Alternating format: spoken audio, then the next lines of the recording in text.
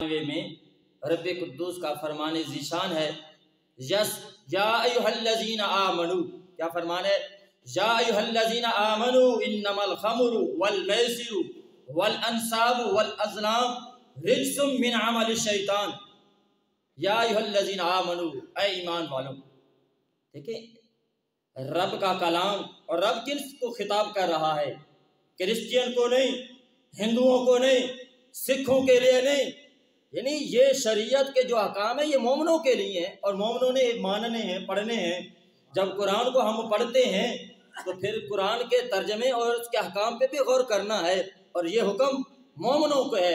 یا ایھا الذین آمنو، اے ایمان والو، انما الخمر، بے شک شراب، والمیسر، اور جوا، والانصاب، بت، والازلام، اور پانسے ناپاک، پانسے کے تیر کیا ہیں؟ فرمایا رجسم من عمل الشیطان، رجسن یہ ناپاک ہیں، من عمل الشیطان یہ شیطانی کام ہیں، فاجتنبوہ ان سے اجتناب کرو، لعلکم تفلحون تاکہ تم فلاح پا جاؤ۔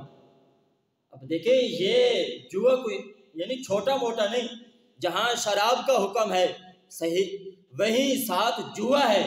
کوئی کہے بس میں شراب تو نہیں پیتا، بس میں تو جوا ہی کھیلتا ہوں، تو جوا کھیلنا کوئی عام نہیں ہے، یہ بہت بڑا گناہ ہے۔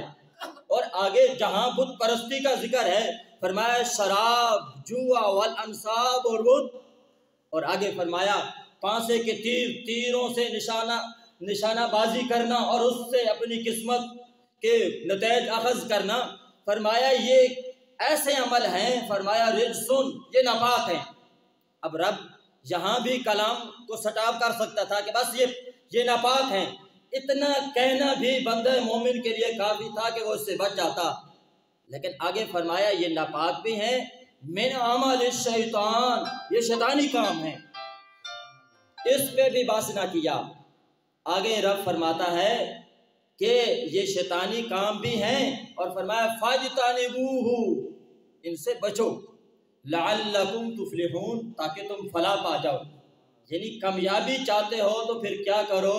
شراب سے بھی بچو، جوئے سے بھی بچو۔ یا ایھا الذین آمنو انما الخمر والمیسر والانصاب والازلام رجس من عمل الشیطان لعلکم تفلحون۔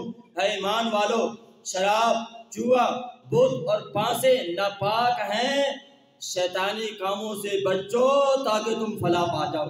یعنی آج ہر بندہ چاہتا میں فلاح پا جاؤں، تو فلاح یہ ہے کہ ان برائیوں سے بچا جائے۔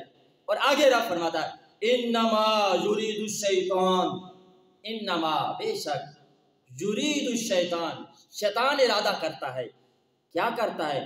ان یوقع بینکم العداوۃ والبغضاء، شیطان چاہتا ہے ایک دوسرے میں اختلاف پیدا کر دے، ایک بھائی کو دوسرے کے ساتھ لڑائی پیدا کر دے، جھگڑا ڈالے، ایک دوسرے کے دل میں بغض ڈالے۔ یہ ہے اس کی بیماری، یہ ہے اس جوئے کا وبال، کہ اس جوئے کے ذریعے سے انما یرید الشیطان، شیطان یہ چاہتا ہے ان یوقع بینکم العداوۃ والبغضاء، کہ ایک بھائی کو دوسرے کا دشمن بنا ڈالے، دوسرے کے ساتھ لڑائی پیدا کر دے، مخالفت پیدا کر دے۔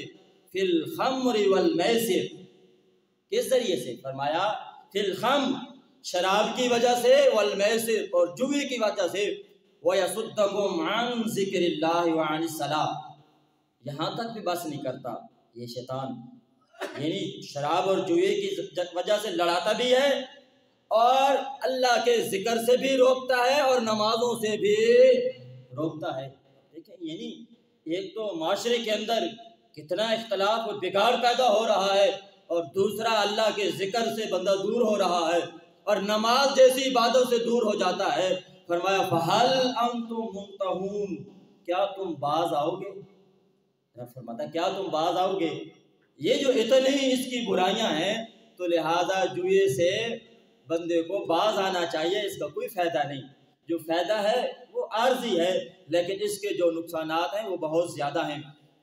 مفتی محمد نعیم الدین مراد آبادی اس آیت کے تحت فرماتے ہیں کہ شراب اور جوئے کے نتائج اور وبال بیان فرمایا شراب خوری اور جوا بازی کا ایک وبال تو یہ ہے کہ اس سے آپس میں بغض اور عداوتیں پیدا ہوتی ہیں، اور جو ان بدیوں برائیوں میں مبتلا ہوتا ہے وہ اللہ کے ذکر اور نماز کے اوقات سے محروم ہو جاتا ہے، نماز سے دور ہو جاتا ہے، غافل ہو جاتا ہے۔ اور پھر یہ جو مال